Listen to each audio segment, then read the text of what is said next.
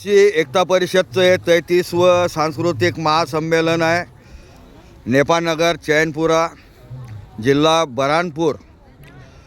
तर आदिवासींचे जी जीवनदृष्टी आहे, आदिवासीचा जो वर्ल्ड व्ह्यू आहे, तर याला घेऊन इथे मोठमोठे साहित्यिक विचारवंतसुद्धा हजर राहत असतात. आता 10 वाजता जे सेशन आहे ते जे आहे ते साहित्यिकांचंच होणार आहे. तर आपण विचारूया. आज आमच्यासोबत गौतम निकम साहेब आहेत, विमल कीर्ती प्रकाशन चाळीसगाव. ते सातत्याने म्हणजे 33 संमेलन त्यांनी त्यांचा स्टॉल लावलेला आहे.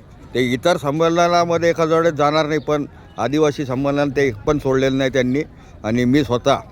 तर जय जोहार, जिंदाबाद, जय भीम. जय जोहार, जय भीम. प्राध्यापक गौतम निकम.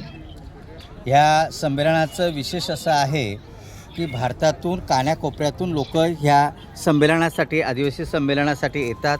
आणि ह्या संमेलनाचा एक मुख्य उद्देश आमचा हा आहे की आदिवासी समाजामध्ये जनजागृती झाली पाहिजे. आणि जनजागृतीच्या दृष्टिकोनातून आदिवासी मंत्रालयाच्या माध्यमातून जे सर्क्युलर पब्लिश होतात, पेसा त्याचं संपूर्ण कलेक्शन करून पेसा ॲक्ट ह्या नावानं आपण पुस्तक तयार केलेलं आहे.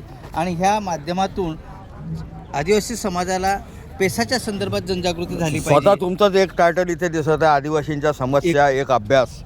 तर सर्वात महत्त्वाचं जे पुस्तक आहे ते आदिवासींचे जननायक. कारण आदिवासी इंग्रज यायच्या पूर्वी आदिवासींचे स्वतंत्र राज्य होते, ते राजे होते. अगदी मी तर म्हणेल गोंडवान्यामध्ये सोन्या आणि चांदीचे शिक्के होते, जे मुघलांच्या काळात मुघलांचे सुद्धा सोन्या चांदीचे शिक्के नव्हते. तर हाच जो उज्ज्वल इतिहास आहे की आम्हाला फक्त 1857चा इतिहास माहिती असतो, परंतु 1857च्या पूर्वी जे संथाल हुल झालेलं आहे, तर जे महान विचारवंत मार्क्स जे होते ते सुद्धा म्हणायचे की संथाल हुल हा भारताचा स्वातंत्र्याचा पहिला लढाऊ आहे, जो सिद्धू कान्हू चांद भैरव त्यांच्या भगिनी फुलो झानो यांनी लढला होता. आणि जवळपास 30,000 आदिवासींचा कत्लेआम तिथे इंग्रजांनी केला होता. तर हा पहिला स्वातंत्र्य संग्राम होता. तसंच मानगड असेल, उदयपूरजवळ जे मानगड आहे, त्या मानगड येथे सुद्धा 1920 साली गोविंद गुरु यांच्या नेतृत्वाखाली जे आहे तर 1500-1600 आदिवासींचा कत्लेआम इंग्रजांनी केला होता. या सर्वांचाच जो इतिहास आहे याच्यामध्ये उमाजी नाईक असतील, राणी दुर्गावती असेल, बाबूराव शेडमाके, तंट्या मामा आणि बिरसा मुंडा, असा तमाम जो इतिहास आहे तिलका मांझीपासून सर्वांचा इतिहास गौतम निकम साहेबांनी पूर्णपणे याच्यात उद्घोष केलेला आहे. तर खूप खूप धन्यवाद. आणि ह्या स्टॉलला आम्ही आवाहन करतो की ह्या स्टॉलला आपलं, कारण कोणची क्रांती ही जी आहे ना ती विचार क्रांती असते.